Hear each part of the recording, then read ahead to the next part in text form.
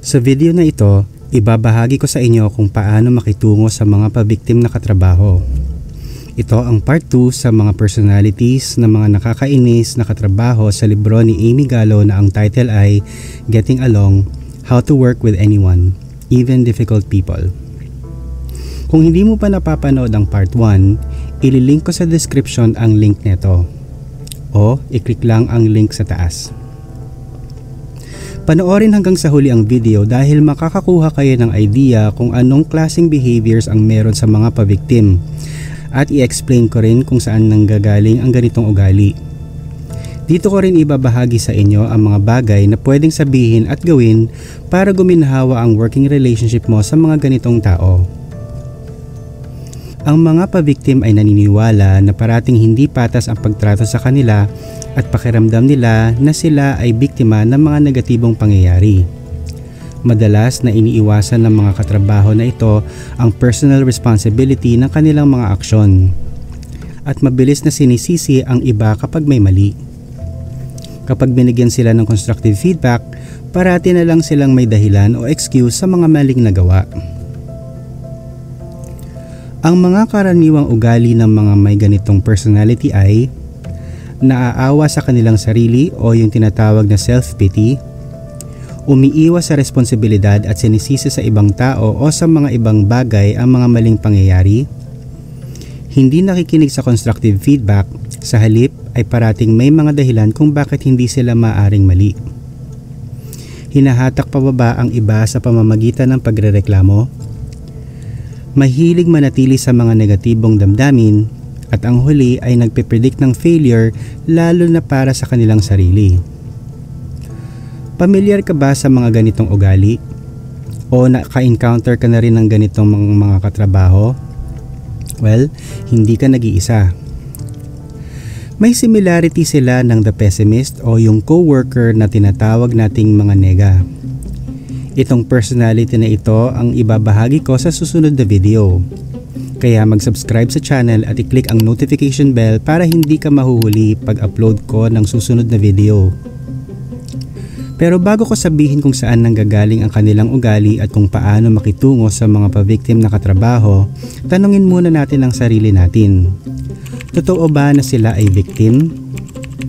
May mga katrabaho ba kayo na tina-target siya, mapa-senior leader, clients o ibang katrabaho?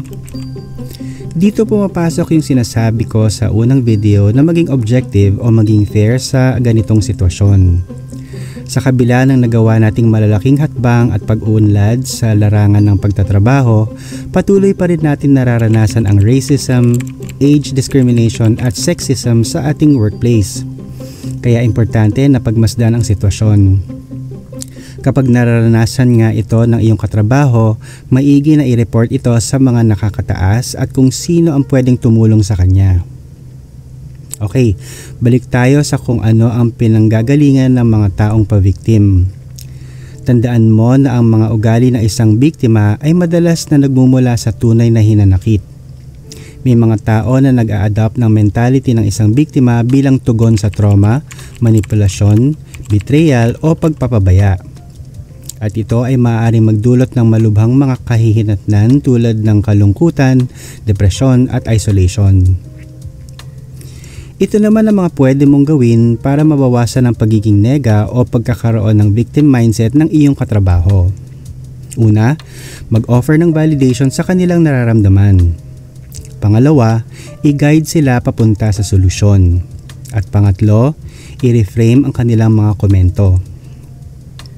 Kailangan natin ipahiwatig na naiintindihan natin sila sa pamamagitan ng validation pero hindi tayo magfo-focus sa kanilang nararamdaman at sa halip ay i-guide natin sila papunta sa solusyon o di kaya i-reframe ang kanilang mga negatibong comments. Ito ang mga halimbawa ng pag-offer ng validation. Nakakainis talaga pag hindi mo nakukuha yung mga kailangan mo para magawa ang trabaho mo. Mukhang nakakapagpabagabag ang iyong sitwasyon. Pasensya na. Ito naman ang pwedeng sabihin sa pag-guide sa kanila papunta sa solusyon. Sinubukan mo na bang kausapin ang boss mo tungkol dito? Nakakapanghinayang naman. Ano sa palagay mo ang pwede mong gawin na iba? Ano ang iyong natutunan? Pansin ko na hindi ito magandang sitwasyon para sa iyo. Interesado ka bang pag-usapan kung ano ang maaari mong gawin sa ibang paraan? Ano ang gusto mong makitang mangyari ngayon? Sa pag-reframe naman ng kanilang mga comments, ito ang pwedeng sabihin. Mukhang marami ang hindi nag-workout sa paraang inaasahan mo. Pero ano naman ang maging maayos sa sitwasyon? Minsan kapag sinisisi mo ang ibang tao, madaling ma-feel na ikaw ang biktima. Kaso hindi nakakatulong sa atin.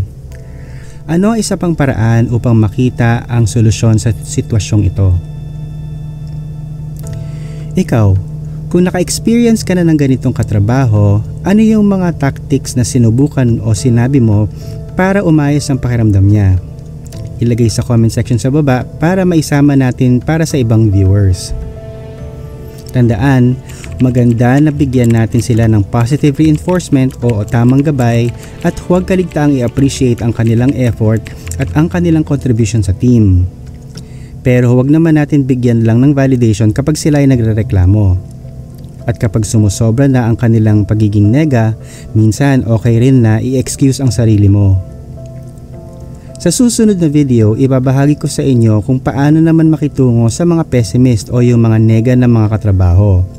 Kung nagustuhan nyo ang video, i-like ito at kung hindi naman, i-comment sa baba kung paano ko improve ang mga videos para sa inyo.